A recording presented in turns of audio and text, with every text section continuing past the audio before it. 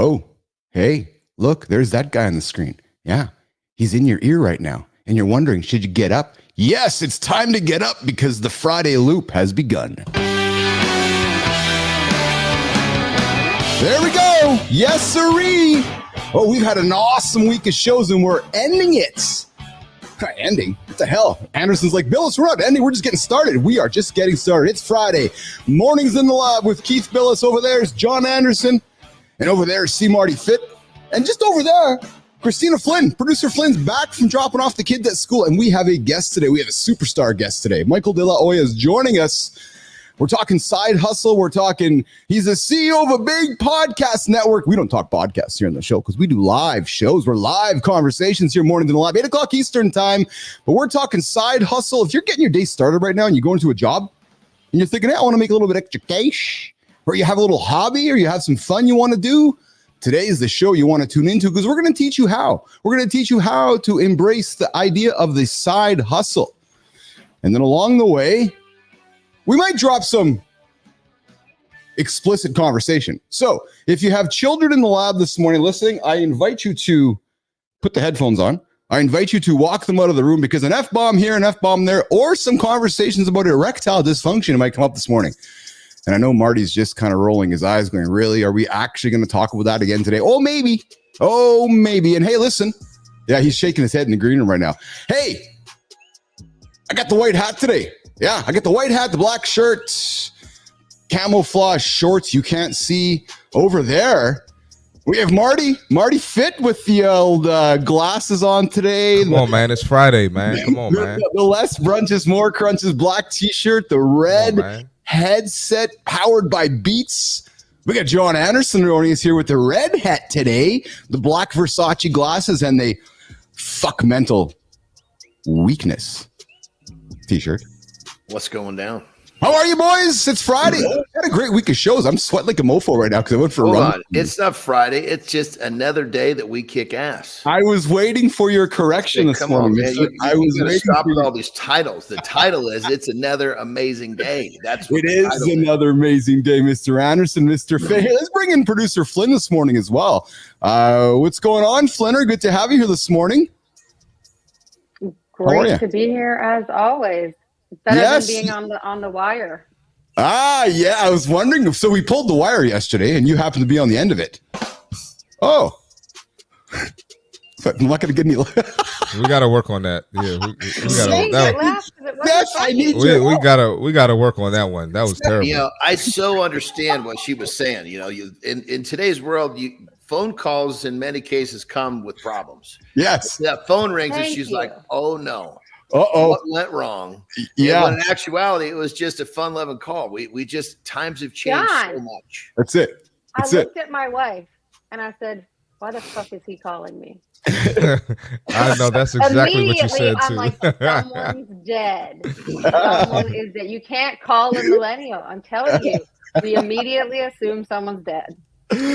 Oh my God! Hey, boys and girls, we have the GOAT joining us right now in the lab. It is time for. We need a flusher instead of Marty. We need like a sound of somebody going to the can because we have sours in the lab. We get the CEO greatest clean restroom company in the United States. Hey, Michael DeAloia hanging out in the green room. If you need the cleanest restroom company, if you're going to an event somewhere across the state and you're like, hey, I need a clean shitter. I want to go sit in a nice air conditioned or heated place. You got to go knock on David Sauer's door. Hey, Marty, he's got the greatest, cleanest, most purple restrooms in the entire planet. Hold on. Wait a second. Wait 1 second. We got to do something about this button with the goat. That goat sounds like he's got no gonads. Give the goat some nuts. I'll you know what, John? I'll get a goat button. Thank you. Give me a goat with some nuts. I mean, we're giving people a compliment. It's like, what is this little castrated goat running around saying he's great? Castrated goat is crazy. I will agree that Sours does deserve a better goat sound than this one. Yeah. You ever see one of those? You ever see one of those bulls and they got that? It's just this thing hanging down. Big sack? Yeah. We need a goat with a sack hanging. We got Good Time joining us here in the live as well. Good morning, Good Time. Thanks for joining us here today. You join us every single day during the morning loop, the first 15 minutes of our show. It's where we get you guys to check in, coming up at the 15-minute mark, the accountability check-in. Hey, we're working on something for you guys that's going to happen within the first 15 minutes. Producer Flynn and I are working on a contest. We're working on a contest. Kind of one of those old school radio listen and win shows. So we're working on this whole premise that you check into the show in the first 15 minutes, and we might get some cash. We might find some cash to give you guys for rewarding you for listening. So we're working on that. So stay tuned for coming up. Good time. Good morning, Soyoung Park. Oh, so apparently Soyoung's internet works to send chat messages, but Soyoung's internet does not work to join the show. So Soyoung, good morning. Good to have you. Brother, take her off the fire. She felt bad enough, man. You ain't got to throw. You ain't got to throw sand in her face. She did that to herself enough. Soyoung knows the you love better here. not make a mistake, Keith.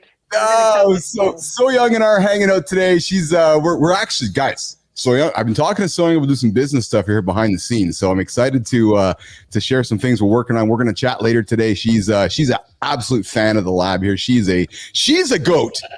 There you go. I'll give her that one. And okay, so we have a female goat sound, and let's get the male goat sound. How's that? Yeah, there you go. There you go. Is that different?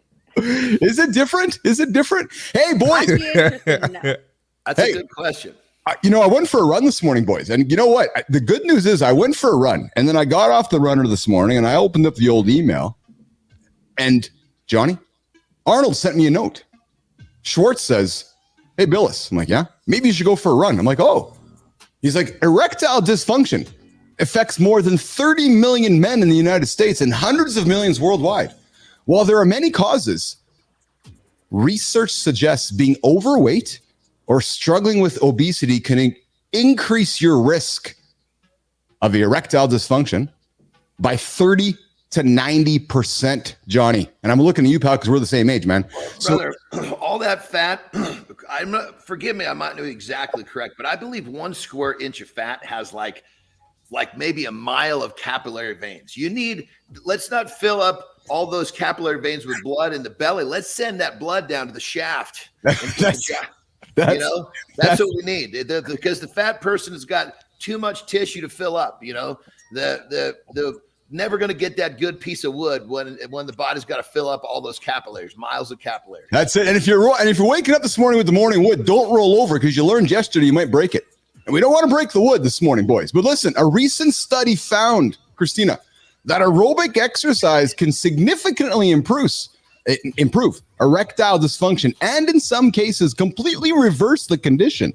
So Marty, if we got any boys laying around this morning considering hitting the snooze button, just sitting around going, oh, I don't know what I'm going to do right now, go for a run. Yeah, you might get some action from your partner later today. Hey, Marty? I'm talking about blood flow, baby. It's blood flow. And lift some weights too. That's a testosterone booster. Lift some weights. Exactly. And you know what kills testosterone? Mm-hmm. Beer.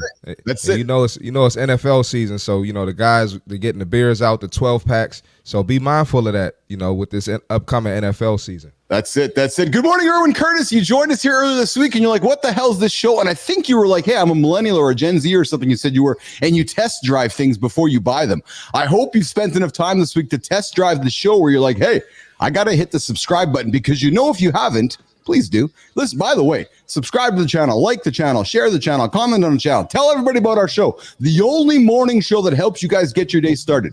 Every single day, the first 50 minutes, The Loop. We restarted every 24 hours to help you guys achieve your biggest goals. It's true. It's what we do. We give you positive information. We give you motivational stuff. Oh, yeah. Erwin Genrexer. Thanks, buddy. I appreciate you. And 52, bro. Oh, Erwin, you, man. You, me, and Johnny, we are of the same age. Don't say Marty. Don't say Marty. Don't say Marty. No, Marty's the puppy in the room here. Marty's the puppy. Yeah. And we have a young man in the green room waiting for us as well, who's going to join us here in a few minutes here. So, all right. So we're at the 11-minute mark of the show here. I got one more thing I want to throw on the table for you guys as well. Johnny, this one is looking at you, because I know you're a massive proponent of this. I want you to talk about this, man. Again, a little note from Arnold.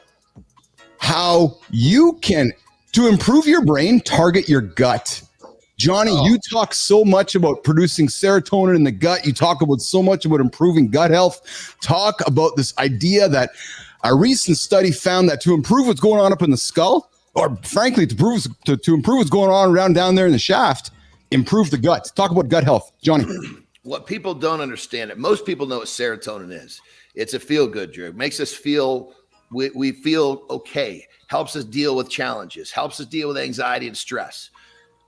Basically, everybody thinks it comes through the brain, which it does, but the lion's share comes from the gut. So if you're eating processed foods, if you're eating foods that the stomach was not designed to digest, you are killing the lion's share of your serotonin. So pull out some of the processed foods. We've talked about this a lot. Literally inside of a week, your stomach will start moving back the other direction and you'll feel better, point blank. You'll have a better feeling of well-being. And let's be honest, in this crazy world we live in, isn't that what we're all looking for? Yeah, it's all connected, man. Brain, gut health, erectile dysfunction, it's all connected. And our ambition here on the show is to help you guys start thinking about it. So as you guys are getting your day going, we are redefining masculinity here, Mornings in the Lab, in the Business Athlete Performance Lab, every single day of the week. All right, we're going to come back here with the accountability check-in in about a minute. And then, boys, Kristina, I dropped something in your message this morning, Kristina, as we were up having a coffee. And Johnny Marty, I saw a trailer this morning that brought me to tears. And were they good or bad tears? Is the first question I got. Johnny, they were exceptional tears of love. Those are the best. Tears of joy, baby. Tears of joy. I thought of you. I thought of Marty. I thought of Kristina. I watched this trailer. There's somebody in it. I'm not going to show the trailer. I'm going to do the accountability check, and I'm going to come back and talk about it. But Will Ferrell, if you're a Will Ferrell fan, I am. I love Will Ferrell. Same age. Enzo, I'm Enzo Irwin. I'm thinking you're probably a Will Ferrell fan as well. Same age, same demographic. He's got a new documentary dropping this November. We're going to talk about it in a quick second. But before we do that, we are going to go to the accountability check-in. It's time for Johnny to go get that water out of his body. It's time for Marty to go touch his toes. It's time for Kristina to go and take care of what's going on in the back of the room. Jimmy? Keith, you got to come up with a different phrase than touch your toes. Oh, what would you like to do instead? Just say stretch, man. Marty's going to go and stretch. I'm going to give you this. All right. Hey, so this time of the show, we're going to give you guys something to consider. Irwin, what's shaking, brother? I appreciate you, man. All right. I got something for you guys right now. Are you a prisoner? Are you a prisoner of your own mind? Your thoughts, they might seem rational to you, but more often, in my experience, more often they're not. They're just fear dressed up as logic. You think, you overthink, and then you second guess, third guess, fourth guess. Next thing you know, your thoughts are spiraling out of control. You're playing out all these worst case scenarios. You're telling stories to yourself. Your mind works hard to protect you from discomfort. That's why. Like I was going for a run this morning. That's why you often tell yourself, I'm not ready. I don't want to go for a run. I don't want to go for a workout. Or shit, what if things go horribly wrong?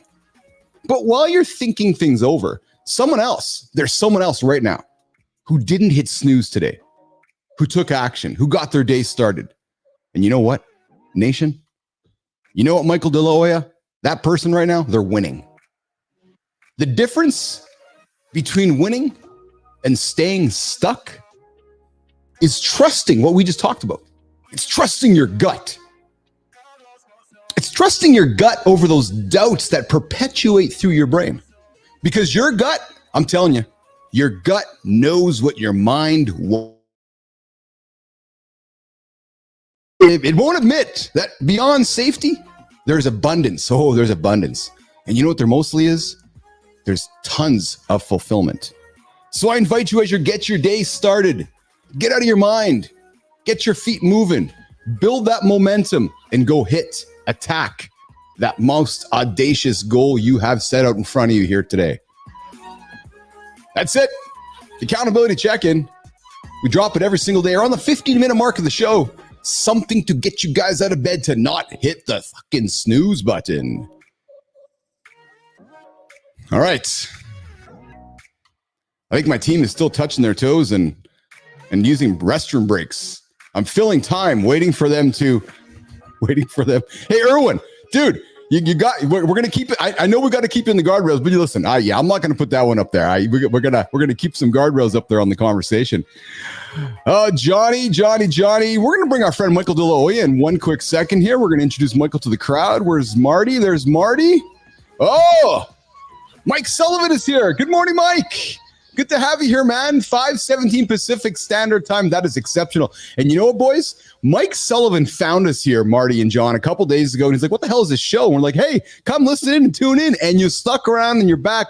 Mike, I appreciate you coming here in the lab this morning. Of course, we got Real Deal Prime joining us as well. Zenelia. Good morning, Zenelia. You've joined the morning show, the only morning show for men, the only morning show to help you guys get your day started, get your ass out of bed and help prevent the snooze button. And it is this time on the show, Jimmy, we are going to pull in our guest. We're going to bring up Mr. Michael DeAloia to the lab here this morning once I get my buttons all sorted out. There he is. What's up, Michael DeAloia? Morning, everybody. Michael, what's up, brother? How are you today? Good morning. Good morning. Morning. See Marty Fitt and Jon Andersen. I'm having a blast here in Cleveland, Ohio, the 216. The 216. The 216, the 216. We're here with Michael talking the power of the side hustle, lessons from successful entrepreneurs. Michael's a CEO, entrepreneur, CEO of Evergreen Podcasts. We don't talk podcasts on the show here. No, we just talk live shows. As Michael knows, I've teased him all along the way here. He's gone from 4 to 280 shows on the platform, Marty. He's won, Johnny, the guy's won over 70, not 69, not 71, over 70 podcasting awards. And here's why he's here today.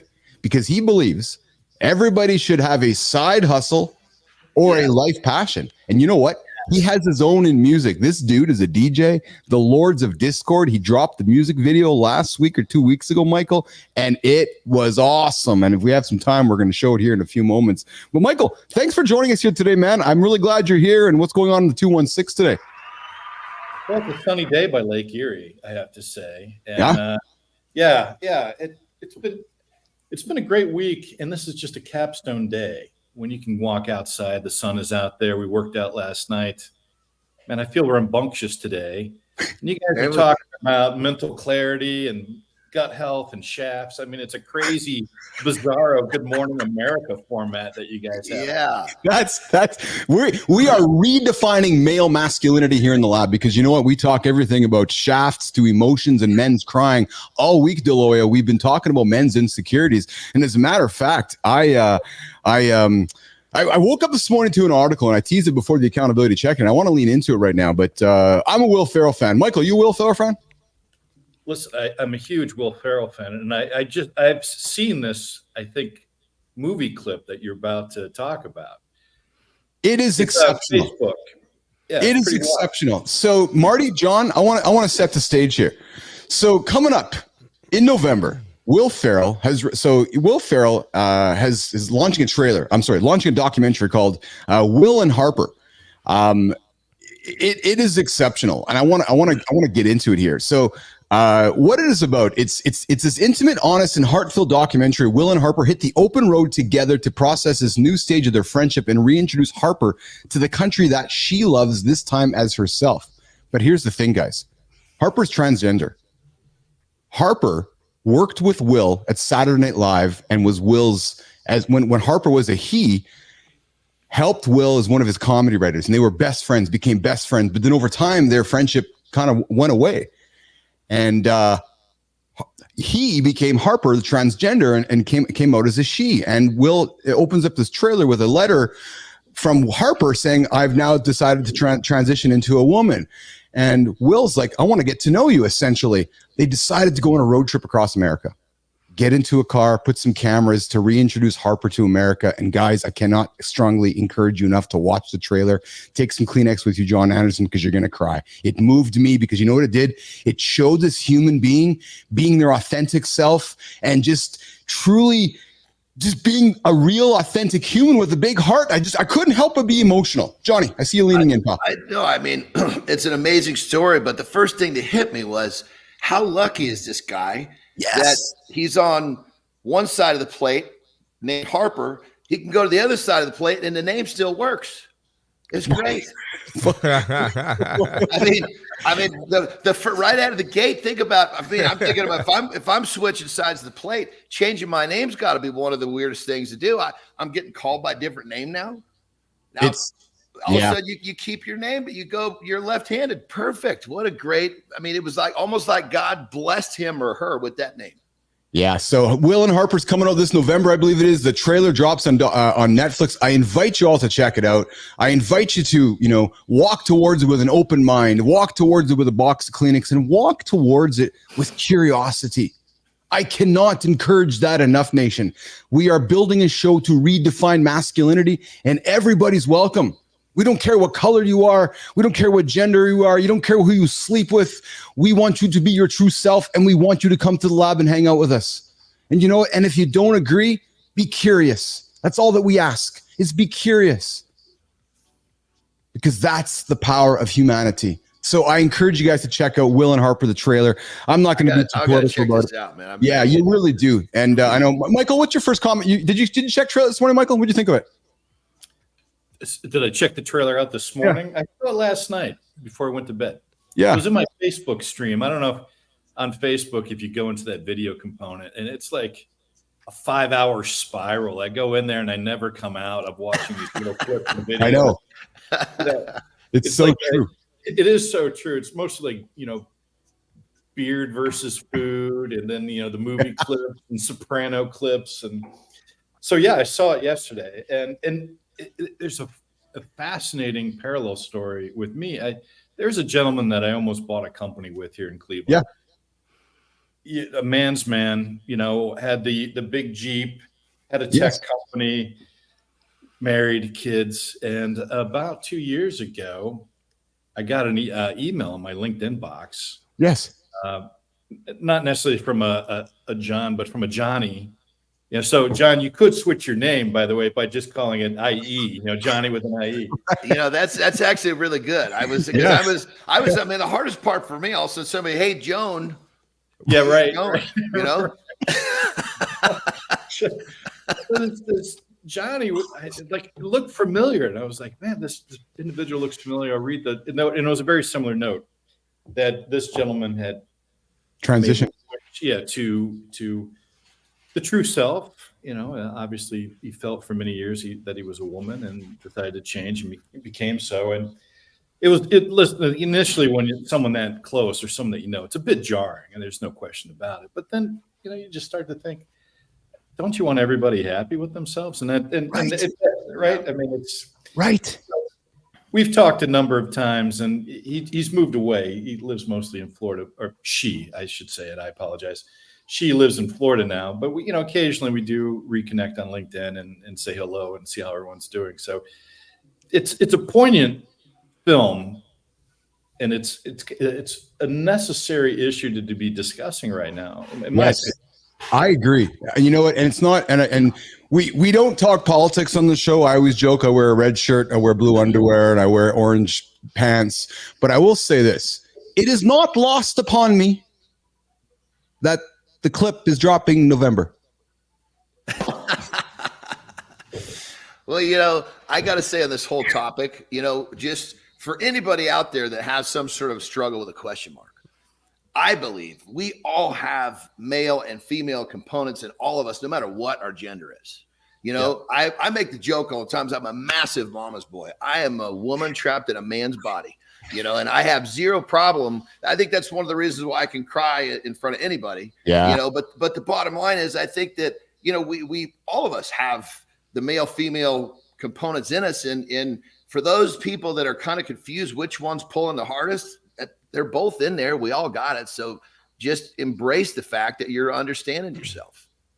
And that's what we are attempting and wanting to do with our messaging and the language and the type of community and space we are building here in the lab. I cannot repeat this enough, that my goal here is, when I wake up, is to work on redefining masculinity across the world right now, because it's become fucked, frankly. And I want people to feel safe here.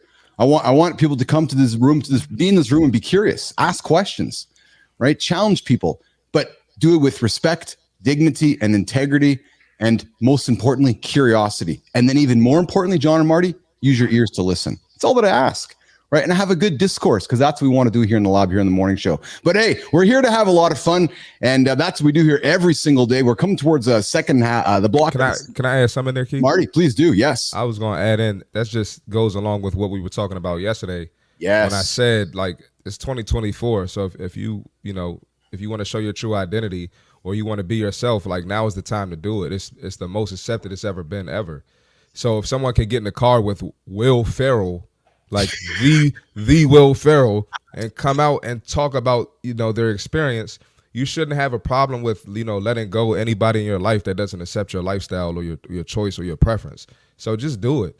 And like I said, the hate that's around it, you know, like it's kind of fading away. So that can't be an excuse anymore. Just be yourself. You're going to find out who really loves you when you make big decisions. Whether you're choosing to go from a man to a woman to a man. There's 1,000 choices you could make that's going to really help you see who loves you and who doesn't. You know, this one's definitely got to be at the top of the list. But I think I look at it, I think for those of you that are having trouble with it, it's a cleansing process. You're going to find out who your people are. Yes, exactly right. And you know what? If they don't accept you for who you are, go get some new people. And listen, I know it's not that easy. I know there's folks and families where they're like, yeah, but that's my mom, that's my dad, that's my cousin, that's my aunt and their uncle, and they're not liking me anymore. I can't imagine what that feels like. And I have nothing but empathy for that situation. What I want to continue to express, though, is that you have the support of all of us here in the lab to find that courage to be yourself, and you're invited here. And for those of you that don't agree with us, go somewhere else. Go to a different show. We don't want you here anyways. So, all right, listen, the mornings in the lab. We're coming to the bottom of the first hour here. Marty, we're going to do the fit tip here, pal. Jimmy, we're going to get the fit tip ready. Then we're going to come back. We're going to get into a big, fun conversation with Michael DeAloia, the CEO of Evergreen Podcasts. The guy's known for his side gigs, Johnny, Marty. The guy's like an EDM DJ. I think quietly, the guy's just like piloting around around North America, just putting on his headset and his headphones, just like crushing all these trap festivals and EDM festivals. He probably came back from Ibiza last weekend, Marty. Just rocking and rolling everybody in Ibiza out there. Hey, was that where you were, Michael? Well, a few weeks ago I was in Japan. So, yeah, baby, yeah. All right, Marty, you ready to rock and roll with the C Marty Fit Tip? Let's do that. Let's do the Fit Tip with Marty. We're going to come back and get into the chat with Michael about the side hustle, entrepreneurship, and learn more about his side hustle EDM business. All right, Marty, let's do it. Let's do it, man. We got the fitness tip for today. All right, let's get into it. So, go to the gym for the right reasons. All right, your mindset is just as important as your workout. And your results, they all come from your mindset. All right. So if you're going to the gym out of guilt because you feel like you have to, your body's going to struggle to respond. Or you're going for a vacation, or you're going because you hate yourself, you're going for the wrong reasons. Right. So when your mindset sucks, it's easy to find excuses not to push yourself, skip workouts, or quit early. If you look for an excuse, you're always going to find one. Even if it's a BS excuse, you're going to find a BS excuse. Right. So here's the truth. If you treat the gym like a punishment, it's going to feel like a punishment. So instead of that, focus on positive reasons for working out. Think about getting stronger, not just burning calories, right? Your strength is your freedom. So it's going to help you move better. It's going to help you feel better and live a fuller life.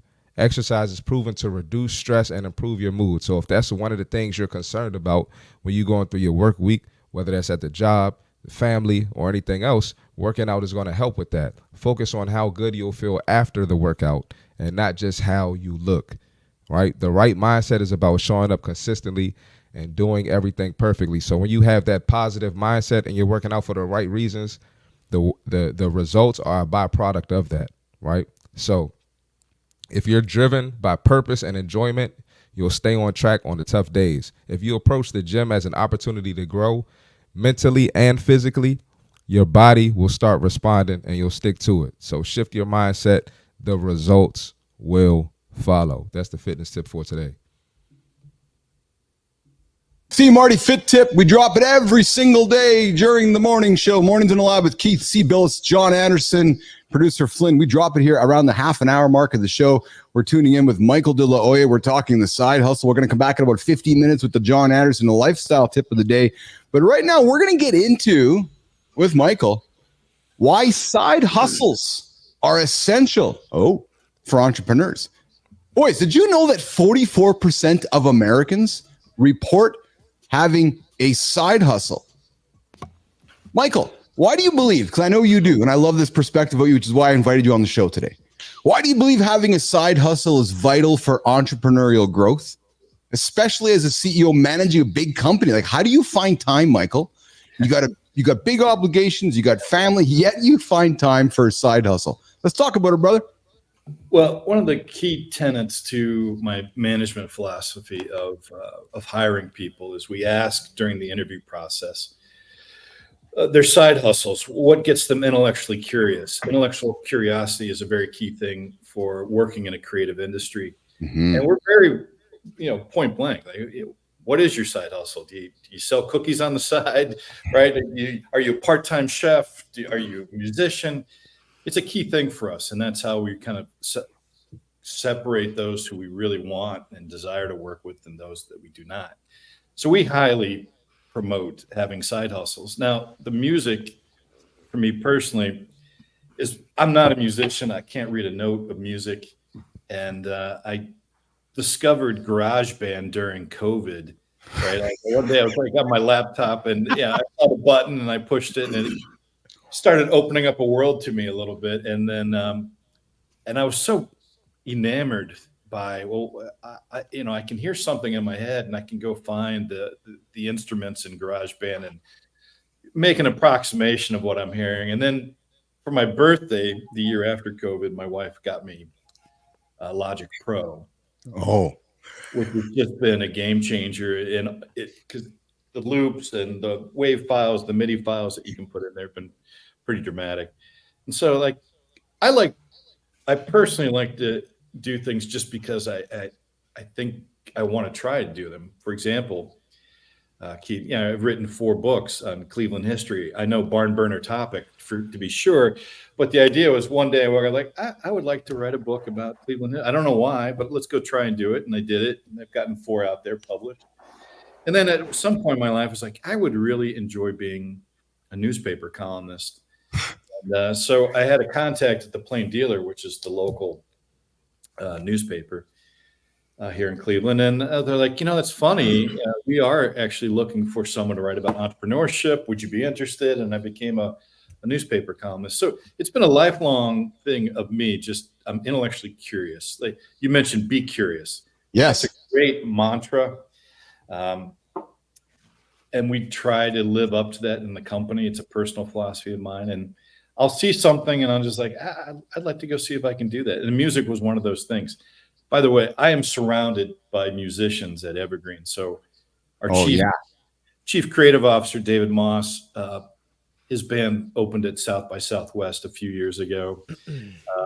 Dave Douglas, who's our VP of sound engineering, he's the drummer of Reliant K, which was about 15 years ago, a very popular punk Christian band here in the United States. And then one of our former executives, Connor Standish, opened up for Dave Matthews Band. And they've all had an effect on me. They'll listen to a track and they're like, maybe I would move that about 16 beats forward. And start talking about compression and tempos and notes. And I have no idea what the hell you're talking about, but they're teaching me. And that's the great part of being on a journey where you're stating to the world, I'm intellectually curious about this. I want to be great at it. And so you just make the time and effort to make it happen. I do not even open up Logic Pro until about 9:30 at night. Oh, yeah. That's your discipline, right? It's a discipline, but I'm on that couch every night and just thinking of, I hear something in my head. I'll put it down on a track. I'm trying to be prolific. I'm trying to learn a new skill at 55 years of age, and you have to be disciplined with it. And discipline then affects everything else you do in life. Yes. Yeah. Yes. I work out 4 times a week. I got to have that discipline. I want to be happy and have good gut health and all the other. Yes. All the other things that come with it. Yes. You can say chef, Michael. You can say chef. I want to, but it's an American thing. That's one of the dirty words Americans can't say is the word, right? Yeah. Johnny, question for Michael. Well, first off, I love, like you said, at 55, you're picking up a new skill. And I think one of the things that people tend to fear, diving into a side hustle is they're not going to be good. But, talk a little bit about, at 50, you started something new. You got to realize that you're going to suck when you start. Yeah. It's okay. And you got to embrace the suck and you're going to do it for a while, and you're going to suck a little bit less, and then one day you're not going to suck, and then after that you might be good. So talk a little bit about, our audience. I think of that first step, being afraid to suck, is one of the big things that slows them down. You at 55, I love it. You said, boom, here we go. So talk about that a little bit for me. Well, another key component of my personal philosophy is just, if I want to go do something, I'm going to fumble, bumble, and stumble my way through it. Meaning, you only learn through your failures and for the suckiness, right? And the early songs, I listen to them now and I cringe. And this is only like 3 years, right? 3 or 4 years. Like, the early songs had a steady beat, and then they would pull in instruments at certain points in time and then pull them off. Very, very simple things. But at the time, those were amazing, correct? Game changing for me. Yes. Right? I love it. Just hearing a little triangle bell in the background or a little side beat here. These are amazing elements to me. And then, Connor Standish, who's not with us anymore, he sat me down. It's like, all right, here's a structure to a song, right? You've got verse, chorus, bridge. Those are the 3 main components of a song. And you can still do that in EDM. It's just, how do you make the transitions, between the 3 of those? And that has been a game changer, because now I'm starting to play with, all right, I'll do verse, bridge, chorus, bridge, and then a second bridge back up to the main chorus. It adds a lot of flavor and variety to a song. And then you start looking at loop packages and wave files that can help connect all of this together. So you're dealing with my early songs may have had 4 or 5 tracks.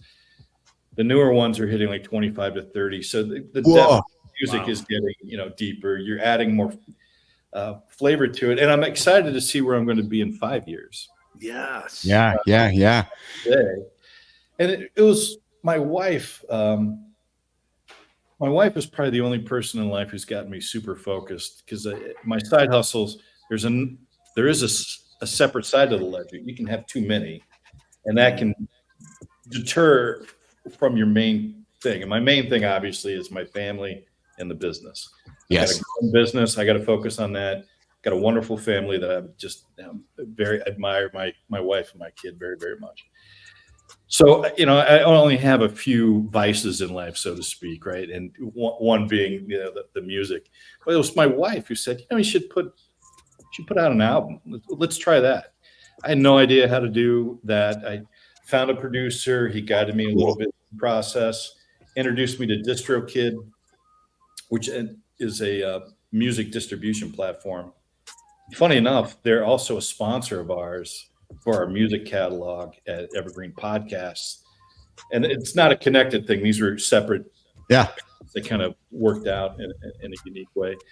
And so I used DistroKid to put together my first album. I hired a friend of mine to do my album cover. Got the tracks together, put it out. And listen, it's not torching the charts, but I've had 35,000 streams in 2 months, which isn't too bad. Wow. Yeah, we're gonna tease Michael's. We're gonna put up the YouTube video here later on in the show. Here, it's pretty awesome. What's really awesome is that when you see Michael, you hang out with Michael, you talk to Michael, and you listen to his tunes, you're like, wait, this just doesn't add up. You're like, this dude's making this, and because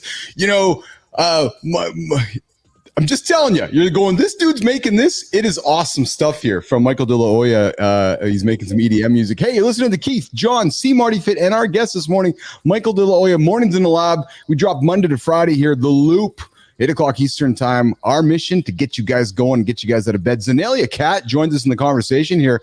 Michael, she says, I've gained so much knowledge in different industries that I decided to use the knowledge for myself in a business. I just get so scatterbrained that I want to do everything. Problem is focus, I guess. And then Erwin Curtis jumps in. Hey, Erwin, thank you. You're in all week, Erwin. I appreciate you, and I hope you have a great weekend as well. We'll see you Monday morning for the restart of The Loop here next week. And then, of course, our friend David Sowers. Appreciate you, brother. Thanks for tuning into the show here as well. Marty, you're listening to Michael talk. Questions for Michael before we and then Johnny, we're going to throw to the lifestyle tip here in a few minutes. But Marty, questions for Michael. Yeah, so it seemed like you have a passion for writing. Am I correct? That is correct. So do you recommend when people are trying to figure out their side hustles, do they start with something they're passionate in? Because it seemed like you started with, you came out with the books, then you did the column and the newspaper, and then you kind of branched out after that. So do you feel like people should follow that path to maybe set themselves up for success? I think you have to be disciplined in your approach, obviously, if you have a passion. Listen, we're not all going to be neuro surgeons, brain surgeons. But if you have a passion for, this is a great example. One of my coaches at Orange Theory loves astronomy. And, here's a coach and doing, physical activity. And he was talking to me about, I just love astronomy. I was like, you should probably look at buying, one of those big camera filters. You can look up in the sky and see what's up there. And so he did. He bought this thing. He's taking all these great photos of like literal galaxies, which is just mind-boggling to me. That, here's a kid who, became a coach who really wanted to be an astronaut, and now he's diving into astronomy. And that's the thing. I mean, grab onto your passions in life and to your interests and just dig deep. And I dug deep in writing, but here's the funny thing, at least to me, is that it was all about being creative, taking a nugget of idea and trying to create it.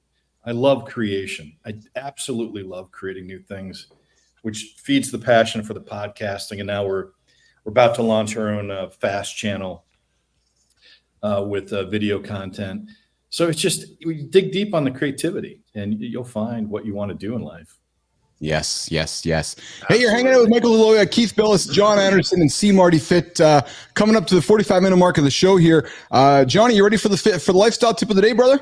I'm always ready, baby. I know you are. So we're going to do that. We're going to do the lifestyle tip with Jon Andersen. Then we're going to come back with Michael. We're going to talk about turning your passion into a profit. And when you're doing a side hustle, is it always about profit? Or is it as much about, as Michael says, unlocking the creativity, perhaps finding another purpose in your life? Perhaps as 8 o'clock, 9 o'clock comes, you're like, I got to do something creative to unlock the energy in the brain before I go to bed and get up the next day. So we're going to come back after Jon Andersen's lifestyle tip and lean into turning your passion into profit. But before we do that, I'm going to get this going. Oh, there's Johnny's sound effects.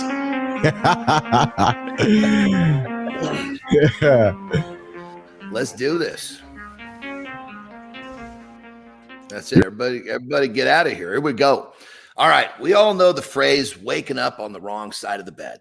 When we all want to get up and have a great day. Well, here's the thing. When you understand how our brains were wired and created, and I'm going to give you a tip to help overcome this default mechanism that really gets us up. Many of us are on the wrong side of bed often. So check this out. The way that we were designed, way back when the human being was designed, we lived in a very difficult place to survive. Survival was our number one concern for the day. So when we were designed, our brains are literally programmed to scan our surroundings and pick out the threats and the problems. That's what kept us alive. If we weren't programmed to see that stuff, we were going to get eaten for lunch. So the difference is our brains haven't really changed that much since we were created. However, our world has changed drastically. None of us have any concern about getting eaten for lunch unless you're walking out in front of a fast-moving bus. So that being said, since we know that our brains are looking for problems, when you wake up, you're just coming about, immediately your brain starts thinking about problems and things that you got to deal with, and it puts us up, waking up on the wrong side of the bed. So here's the tip. Here's what you do. Your brain doesn't have a capability to be stressed out and grateful at the same time. So when you start thinking about all these problems and the shit you got to deal with, and you're getting stressed out, catch yourself, stop. And what I would suggest, what I do every morning, is I write down 3 things that I'm grateful for. And it doesn't matter how bad your life is. You can find 3 things you're grateful for. It can be the taste of a warm cup of coffee. It can be your kids. It can be your wife. It can be the fact that you woke up another day. Your brain doesn't have the ability to be stressed out and grateful at the same time, which means you have the ability to wake up and put yourself on the right side of the bed every day.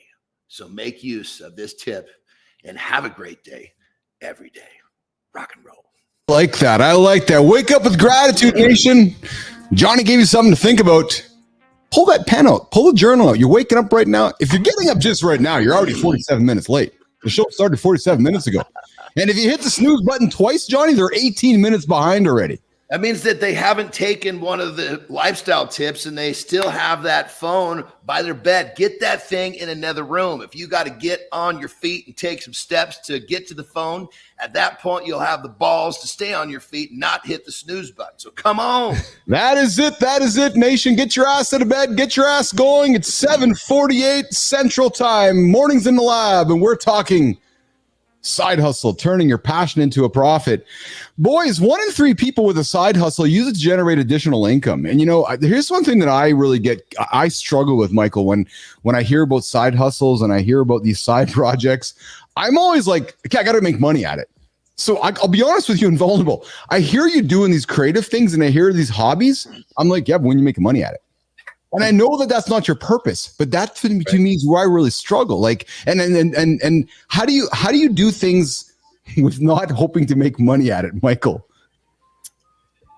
Yeah, I'm never going to be Taylor Swift in this industry, right? It's just not going to happen. But in life, I think passion should always lead first. Yeah. Even in the early days of the podcasting business, and to give you some context, that first year when we started Evergreen, we got 4 shows out and we did 17,800 downloads. This year we'll do something like 320 shows, close to 34 million downloads. But it was the passion that fed us, because the early days, again, we were fumbling, stumbling, and bumbling our way through it. No idea what we were doing, how to position a show, how to grow a show, how to build an audience. All these things, but we learned over a period of time.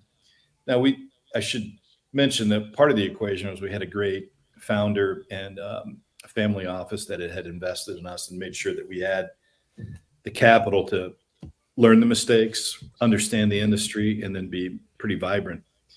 So you always lead with passion first. The profits will come. I was casually surprised that how much revenue we made last year, because revenue is not a driving factor for us. We're very pinned on growth. What's sort of we're more focused on building bigger shows now, gaining a bigger audience, being more global.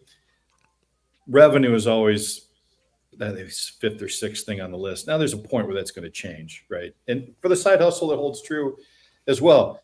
My wife, for the first time, asked me, like, actually, how much money have we spent on your hobby here of doing music?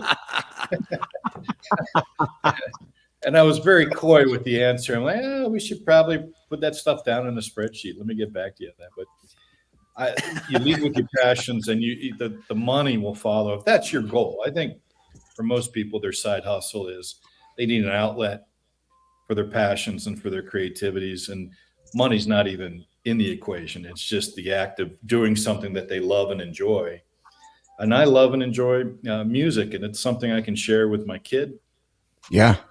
And she was really proud when I put the album out. She's more proud about this little album I put out than anything I'd done at Evergreen. And she's 10, so the context is not fully realized with someone that young. So she was telling all her friends, like, hey, my dad did an album, and she'd show them on her iPhone and things like that. So that was really just a cool thing. And I think that's why most people do side hustles. Yes. Marty, you as you were starting your training career, less brunches, more crunches came up, and it started as a side hustle, didn't it, Marty? When did you know?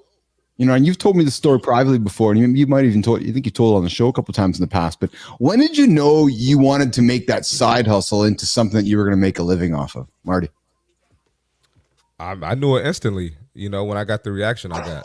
So, I got into selling the shirts and the merchandise because people were interested in it. And, I'm a catchy guy, come up with phrases all the time. So instantly I knew it was something, I enjoy talking trash and making these phrases. So it didn't take a long time for me to figure that out at all. Yeah. And Johnny, what about you, man? Because your whole career, you're proud of the fact that, I've never had a job for somebody. I've always been my own self-made man. I've always gone out and made income and everything. Talk about your balance of I'm doing this and this little hustles on the side here and shifting priorities around, Johnny, with side hustles and priorities. Well, I mean, I got out of college and I had zero intention of getting a job. Zero. I didn't go to college because I was going to use a degree to go to work. Yes. I went to college because it gave me 5 more years to pursue my dreams, is what it was. I just threaded in chicks and a little golf in the process. Class was just something I had to get out of the way in the morning. Anyway, but what I'm getting at is that I dove right into it, and I think the fact that I had kind of addressed my fear of failure, so I wasn't afraid to get in there and fail. But I think it's a great conversation, but I think there's a second layer here that we haven't really uncovered that most people need to think about. Yeah. Of course, you got your job. Most people got a job. You can't just quit your job. You got to take that passion, take a couple hours a day, work on that. And if you do it right, that the income from your side hustle and your passion will hopefully eclipse your job. Then you can go into work one day and say, hey, thank you. It's been great, but I got this other thing going. And so for me, here's that second layer. And I think when people see the second layer, it's like another something that you go, man, I want that, because chasing the money really, really puts the whole thing out of it. If you're chasing the money, you're going to have a hard time getting there. But once you get to the point where your side hustle, your passion is actually supporting you. And this is where it was so profound for me. I came to the point as I realized, wow, I am never, for the rest of my life, going to do something that I don't enjoy for money. Yeah. And that was profound. That changed my life in ways that I can't even explain. And unfortunately, most people never get a chance to have that light bulb go off in their head. And it was almost like, it reminded me as the fat little boy trying to, learn in school. I would just didn't get it. All of a sudden, boom, the light bulb would go off. I'm like, holy shit, I get it now. It was one of those light bulb moments like, oh, I am never, ever going to have to do something. I'm never going to chase a dollar bill, because if I don't enjoy what I'm doing, I'm not going to do it. And when I'm always chasing the feeling, I'm chasing the passion, that's a different way to live than chasing the dollar bill. So for those of you that you're engaged in you're taking your side hustle, you're committing those few hours a day, just remember there's another layer to this. Yes. And once you get to that next layer, you will have changed your life in ways that most people can't even comprehend. Yes. 30% of entrepreneurs report that their side hustles affect their primary job's performance. Michael, looking at you, man, you're not, you're the boss. You're the man. You're the CEO of Evergreen Podcasts, the United States' biggest podcast network. Yet we're here to talk about side hustles. And I'm thinking, wait a minute, are you Elon Musk in disguise where you got all these things happening? How do you not let the side hustle affect the primary job? And you did say a few moments ago that you're like, I don't turn Final Cut Pro on until 9:00, 9:30. My family's first, my children are second. I got the businesses up there. Then the side hustle happens. But how do you ensure that balance, Michael, so that the side hustle doesn't take over the primary hustle? Well, there's two tracks here. John's right. It may someday become the gig for you. And that's listen, if I could live just doing music all the time, believe me, I would. Yes. I would love to travel. I would love to be on stage, but you start at the lowest rung possible in any industry that you start into. So I'm okay at starting and being humble about it. It's coming at a unique time in my life where I'm literally holding on to a rocket ship with fingernails, and that being, Evergreen. We're probably one of the fastest growing independent podcast networks in the United States. And that's awesome.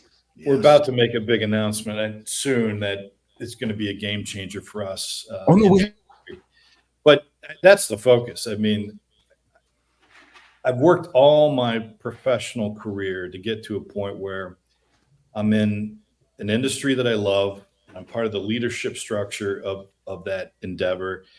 And we've got a funder, an investor who's just been with us from the very beginning and has given us a lot of leeway. And we've raised, over $8.5 million for the operations of the business and another probably $1.5 million of acquisitions. So I'm blessed on the professional side. I'm also pretty blessed that I've got just enough time during that day, to make that side hustle happen. I mean, we should all be so blessed to do it. And it's forced me to be disciplined. I get up at 6:15 every day because I want to make sure my kid gets to school. Now, she doesn't want me to drive her to school anymore. She wants to ride her bike. But what she doesn't know is that I actually follow her down the street in my car every day to make sure that she gets to her school. Yeah. Right? And I'm going to get arrested by the police someday. Like, what are you doing following this? Like, that's my daughter. That is my kid. Oh, goodness. I'm so protective of her. And, she's got a little posse now. She drives to school on her bike with a bunch of other kids, but I just want to make sure that they all get there safe and sound. And then immediately after that, I'm at the business from 8 until, 6 or 7 o'clock, and I go work out, and then family time, and then the music. And I like that routine. I finally got the discipline in my life. Listen, when I was 25 or 30, that was definitely not the case. I've got a reputation here in Cleveland because I lived the life of 10 men in this city. And I'm not ashamed or abashed by it, but I was 44 when I met my wife. We got pregnant 4 months into the relationship, and it was, I was pretty glib with life up to the point when she had some photos. You get those little photos of the baby inside the womb, and I was a bachelor. I was like, dude, all I remember of these photos were like the 2D where you see the little spine and little hands and feet. I turned one page, it was a full fucking face looking back at me like a 3D face. I'm like, holy shit, this is real. Yeah. I remember it was very visceral. I still have that photo of my baby in utero kind of staring back at me, and it scared the hell out of me. Like, I have to get serious with life, and I got to get serious now. Oh. And I had just sold a company at that point in time, and I was going to ride that out for a while. Like, it wasn't a home run, but it was enough money to get this house, make us comfortable. And I was thinking, I'm just going to ride the wave. My wife was an attorney. She was a partner at a law firm at the time. And she was like, maybe we should start getting back to work. We got a kid now. And I was like, nah, I'm good.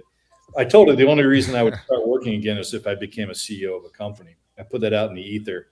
And I don't know if I told the story last time, Keith. Like, I said that out loud. When you put positive context to what you want in the world.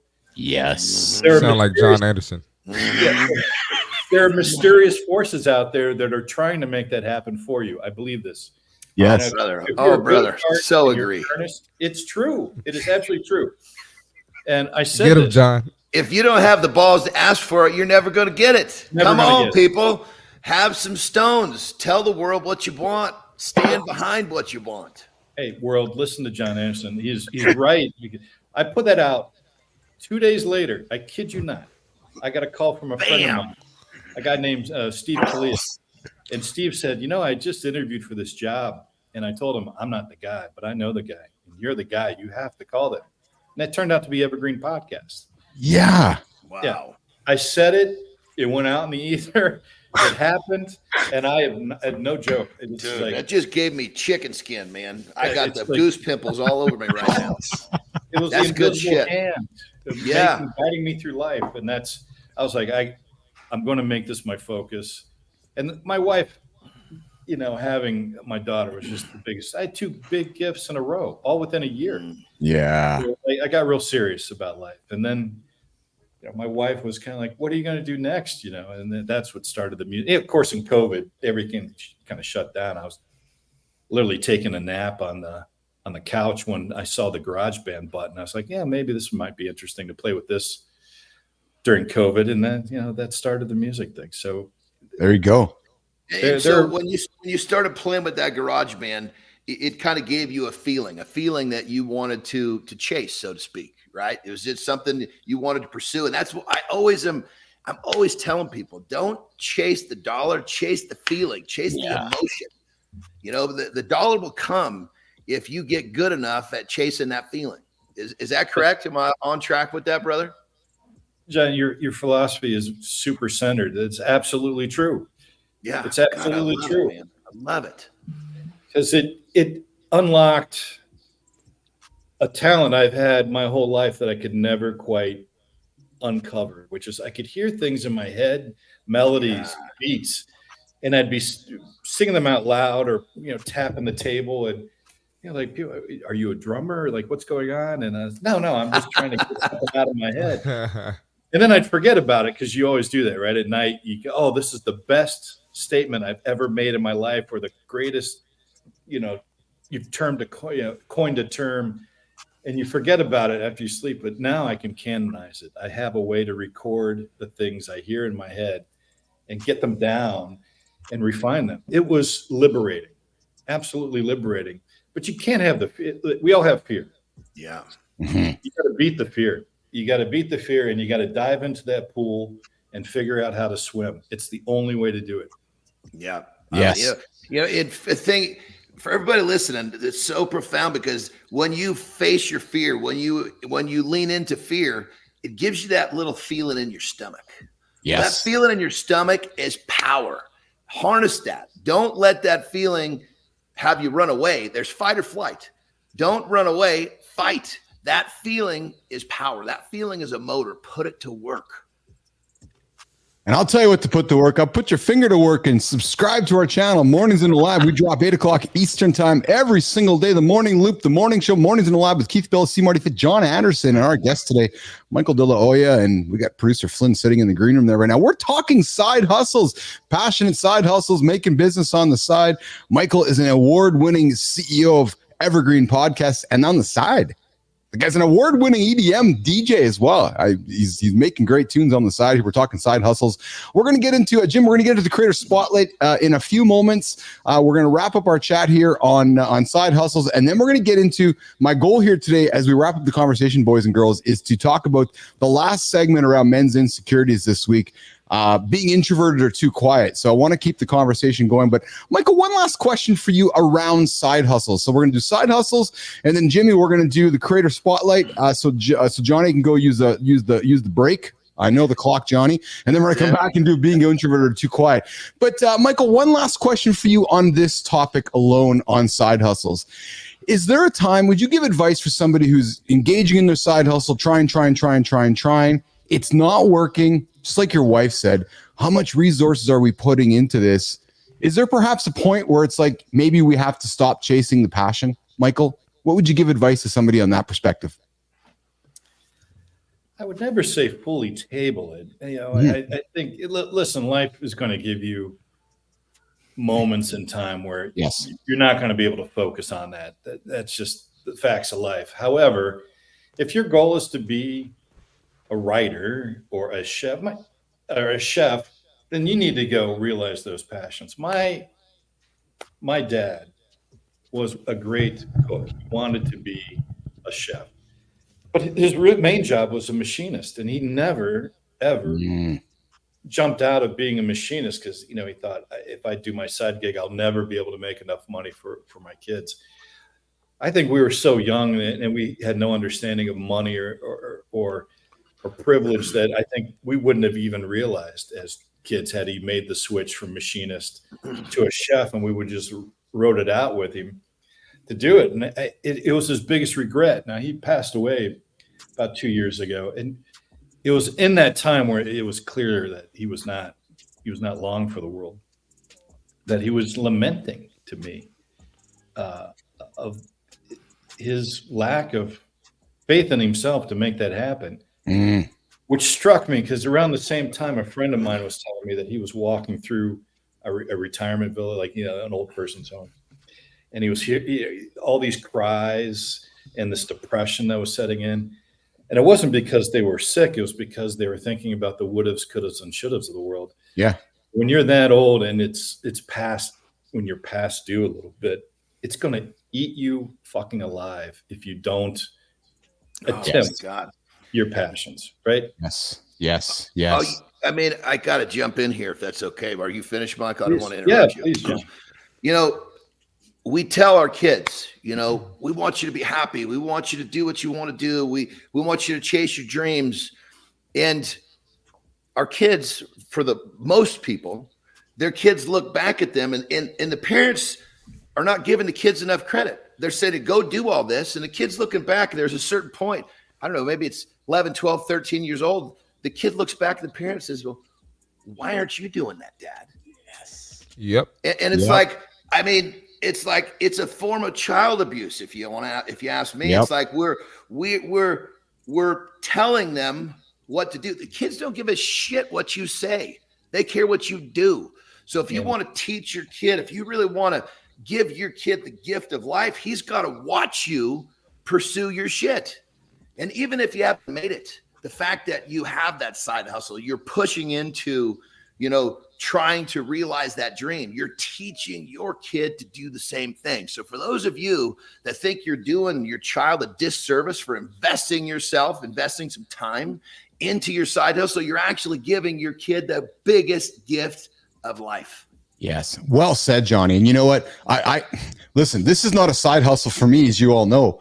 But John, Marty, as we're building this platform together, you know, it's not lost upon me, but the similarities that what Michael's got going on down there with Evergreen, right? And it's not lost upon me that this is my passion. This is what I've always wanted to do. And for those of you who are tuning in and listening, and I know Marty's the same way, right? You're watching this show get better every single day. Why? Because I came to be a part of it. That's why. Shit. Let's just be honest. It's a simple answer. Shit. I became a part and the thing just starts getting better. Come on. Yeah. Hey, but John, you wanted to join me and Keith though. Yeah, well, Keith, right. He came me and Keith were holding it down, and you're like, "Hey guys, I want to join, man. I want to be a part of this. I love what you guys do." They got this great live platform, and they're just letting it sit there. Let me come on board and help this thing take off.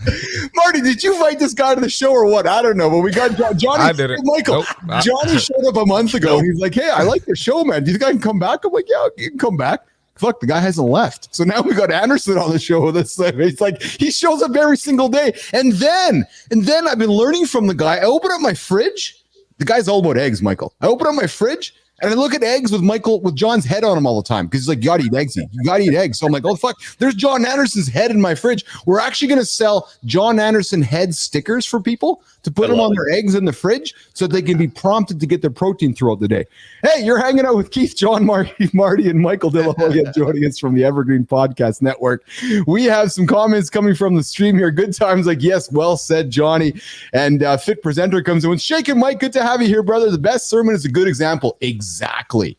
My dad dropped out of the 9th grade, then reinvented himself professionally in his 40s and made it big as a realtor. Boom. Good job, Michael. Thanks for sharing that. And then Mike Sullivan, one of our guests that joined us here 2 weeks ago, Michael, he's like, what the hell is this show? You guys are talking about what? You're talking about feelings? You're talking about men stuff? We're like, yeah. So Mike just subscribed to the show. He's like, what if your passion doesn't make money?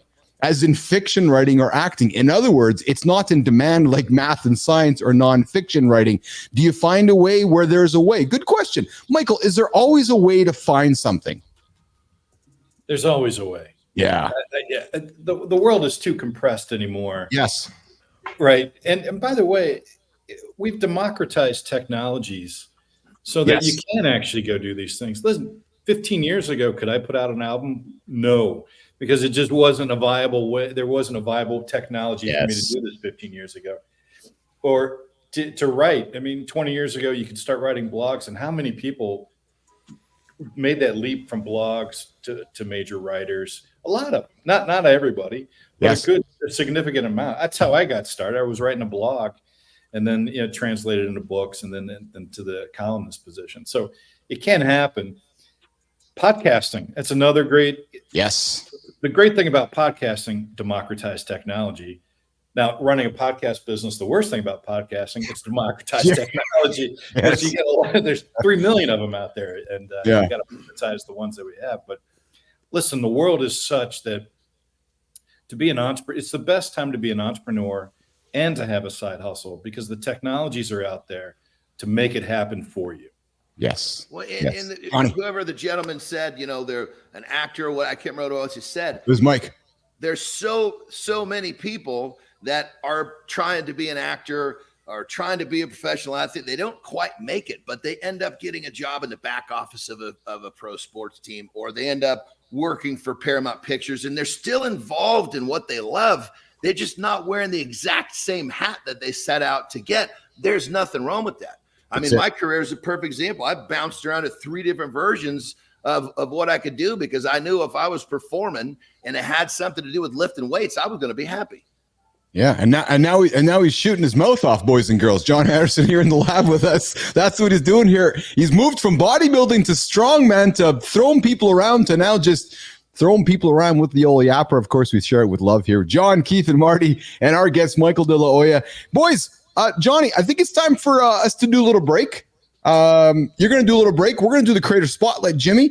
And then we're going to come back and we're going to wrap up the show with a conversation. My goal here is to wrap it up with a conversation around men's insecurities and being introverted or too quiet. So, Michael, Jon is going to excuse himself to go do a restroom break, and we're going to pull you, and we're going to move Jon off the stage. We're going to do this here. Boom. We're going to leave Michael up there. And then, Michael, at this point in the show, what we like to do on LinkedIn, there's so many awesome creators out there these days and people doing great work and looking for recognition and not even looking for recognition, frankly. But there's so many great humans doing such good work. We decided here on the show to take the big ass Mornings in the Lab light, find somebody on the platform, and then take that light, Michael, and shine it on them. And then just jack up the lumens and shine it bright, and then create some content and celebrate them. And then most importantly, Michael, is we surprise them because they generally have no idea that we're going to do this. So we surprise them, we celebrate them, we create content, and then we pop it on the platform and they wake up and like, holy shit, man, these people are celebrating me. Yeah, we are. So today, Jimmy, Kristina. Hey, producer Flynn, are you there? We're going to bring her up here right now. There she is. We're going to bring up producer Flynn to the stage here. Kristina put this in my feed this morning. She's like, Keith, I got somebody for us who's going to be today's creator spotlight. And I was like, oh yeah, this is going to be a good creator spotlight. So Marty, Kristina, Michael, today's creator spotlight for Mornings in the Lab for Friday of the Loop is Jay Acunzo. So Jay is from the greater Boston area. I think that's where So Young is actually. Jay is from the greater Boston area. And we are celebrating him today because Jay is an expert in differentiation and storytelling. He helps experts and brands stand out by developing impactful intellectual property and resonating deeply with their audience. He's an advisor to 200 plus clients. He's worked with top brands like Salesforce, GoDaddy, Zillow, well-known as renowned thought leaders, including Google's employee training experts. He's a co-founder and host. Michael, Jay's co-founder of the Creator Kitchen, and he hosts the podcast. Hey, maybe here's a podcast for you, maybe. How Stories Happen and the docu-series Against the Grain. He's an author. Marty, is he a best-selling author? And he's a speaker, and he's the author of Break the Wheel and has delivered keynotes across 25 states and 3 countries. Kristina, highlights for you. Why are we highlighting Jay here today in the lab as I go through it? Because I know when you threw it still over to me, you're like, hey, we got to talk about this guy. So Kristina, let's talk about Jay Acunzo. Yeah, so Jay I followed for quite a while, and what I've always appreciated about Jay is his ability. He's got this unbelievable experience, as you can see. He's worked with these big names. He's got a podcast. He represents as like the killing it type. He's doing all the things. I came across one of his posts yesterday, and he talked about the realities. Basically, don't let me fool you. Don't let anyone fool you. Having your own business, being an entrepreneur, being a solopreneur is really fucking hard. And in light of that, I've had to take on freelance jobs, gig work, consulting. It's not like the business I'm working on immediately made me money and enough money to feed my family. And I don't think personally we talk enough about that. The reason I am the producer of the show is for that exact reason. I've got my own business. I'm building it, but I know it's going to take time. And we talk about the importance of patience. And because of that, I got to feed my kids and my wife and my family. So find something that allows you to maintain that creativity, that is aligned with what you're doing, hopefully pays you to learn, which is what I'm getting on this show. And I think Jay's the perfect example of why that's so important and why we need to talk about that more.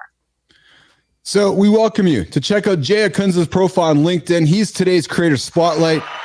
Jay, we're celebrating you, man. Keep doing that awesome work. And that post you put out yesterday or a couple of days ago around, grinding it out as a solopreneur entrepreneur and, having to find a day job and having to find ways to make ends meet. Kristina's right.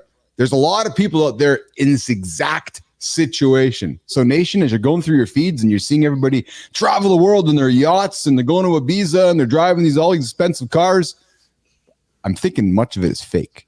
I'm thinking much of what Jay is talking about is real. Kristina. Or Keith, they're not like you. A lot of people that are living that life and moving to Panama to save money and make dollars meet in a different way, they're single. They don't have responsibilities. They don't have a family to feed. And that's totally cool. Do your thing. Yes. But they're not like you. And so the same path that worked for them that they're trying to sell you on is not going to work for you. You need to find a path, one, that's your own, and two, that's actually aligned with models like Jay saying, this is actually how it worked for me, and these are some learnings you can take from it. Yes. Well said. So Jay, congratulations, pal. We're celebrating you today. Have yourself a great weekend. We are inviting you here into the lab, Jay, to be a guest on our show and for you to pay it forward for somebody who you want to celebrate in the Mornings in the Lab Creator Spotlight. So Michael, that's what we do here in the lab. We like to celebrate good human beings. Let's bring Johnny back up on the stage here, and let's work towards wrapping up the conversation here today, guys. So we have been chatting all week around men's insecurities, and for the last 8 minutes of the show here before we say goodbye here, I know we got a hard stop at the bottom of the hour here. I want to quickly lean into this idea of being introverted or too quiet. A 2022 survey, boys, girls, by Psychology Today found that 40% of introverted men felt insecure about their quiet nature, particularly in environments that value extroversion. Hey, Marty, I'm going to look at you, pal. Why do you think that is? Why do you think society has this preference for extroversion? And do you think it's causing introverted men to feel fake and feel insecure about themselves and act fake? And is this a challenge you find in your circles, Marty, about this whole idea that people want extroverted, and it's making the introverted guys feel unsafe? Marty. Well, I think, society has been, conditioned to put a mask on, right? Mm-hmm. So if you are introverted, people can go in the workplace and act like they're extroverted. You can act extroverted at the grocery store, at the gym. You can somehow be someone who you're not. And I think social media has played a part in that as well. You'd be surprised at how many people, even yourself and myself, we've come out on this show and said that we're introverts in real life. Mm-hmm. Nobody would think that watching the show, but yes, I think to kind of, gel with other people or mesh with other people, you kind of have to put on, you have to kind of be an extrovert to put yourself out there, express yourself, and let people know who you are. Yes. Michael, in your experience, is this a thing? Is this a thing in the culture you've been around, perhaps within the industry or friends in your circles? Is this a thing that you pay attention to, or you've talked with in circles with your buddies, being introverted or extroverted, and those feelings of I need to be extroverted, I need to put myself out there? Michael. For sure, a lot more in the last few years than when I was perhaps growing up.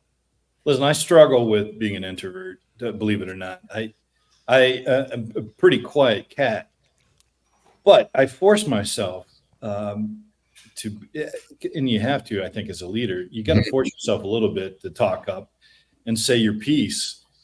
And it's the comfort that you feel with yourself. And we talked earlier about that Will Ferrell clip. And yes, obviously this writer friend of his was beginning to feel more comfortable with who they are, and they wanted to make a change. And it's the same with me as a CEO. It's same with Jon trying to, transition from heavyweight lifter to, a talking head on a radio show.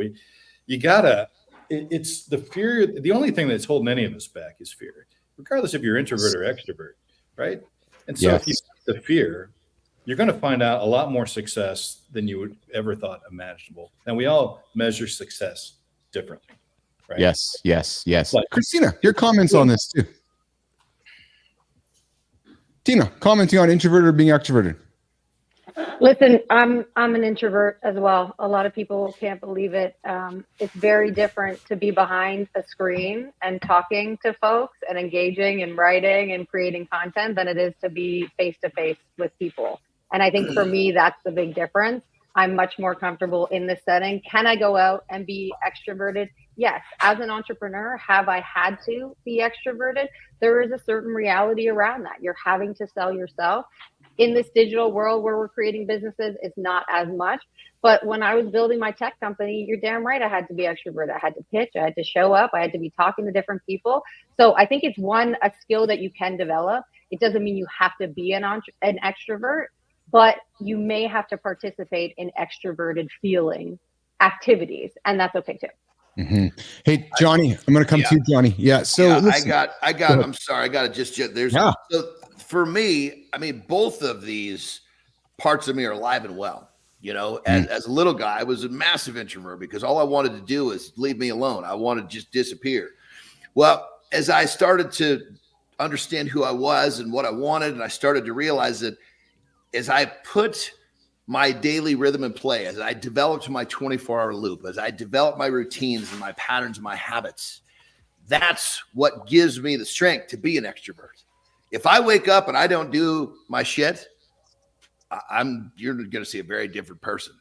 And so I think for me personally, you know, I can get myself out of my shell, building the confidence to be an extrovert by doing the things that I need to do every day to give me the confidence to be who I want to be as an extrovert. Yeah. Yeah. Marty. No, I'm right there with you, Johnny. I think with my my basketball career, me being the loser, that we talk about that a lot on here, Keith. I think I kind of went into an introvert shell, and I already was an introvert. But just like Johnny, as I grew to be comfortable with who I am and know who I am even more, that's when the extrovert came out. Right. I have no problem disagreeing. I have no problem putting my opinion out there if it's different than the majority of people, or if it's going to be a little polarizing, as some people like to call it. But definitely, you kind of have to be an extrovert, kind of like Kristina said, especially in the entrepreneur world. So. Yeah. Well, and I think this is a great way in many ways, gentlemen, to wrap the show up here, Kristina. We started the show, we leaned into the topic with Will Ferrell and his trailer coming up with Harper and the transitioning. And I opened the show with ensuring that everybody feels welcome in this space. And I want to wrap it up with that same message. I know a lot of you guys, apparently 40% of you are feeling introverted right now. And you're starting your day and you're maybe feeling insecure about yourself. Maybe you're nervous to go to work. I was that guy. I got to go to a meeting in downtown Toronto today with a bunch of executives where I don't feel like I belong. Talk about introverted, insecure. Oh, fuck. You talk about going into a bathroom and looking in the mirror, Johnny, and talking to yourself and talking and getting your brain ready to go into that, or getting on the airplane with a bunch of anxiety. I've been there, gents. So, hey, listen, if you're feeling that sense of introversion, or if you're feeling that sense of I don't belong, you belong here. Because I'm hoping you're going to come here and hear some things that John says. Here's some things that Marty says, and here's something that I see or Kristina says. And you know what? Going to give you a little bit of confidence to maybe not feel like you have to be extroverted, but maybe just give you that confidence to be yourself. And that's what we want to celebrate, is you, nation. So listen, if you're being too introverted, or somebody says you're being too introverted, no, you're being yourself. They just haven't given you a safe space to be yourself. And that's what we're doing here, mornings in the lab. 8:00 Eastern time, Monday to Friday. We start with The Loop, the first 15 minutes of the day. Content to help you guys get your day started.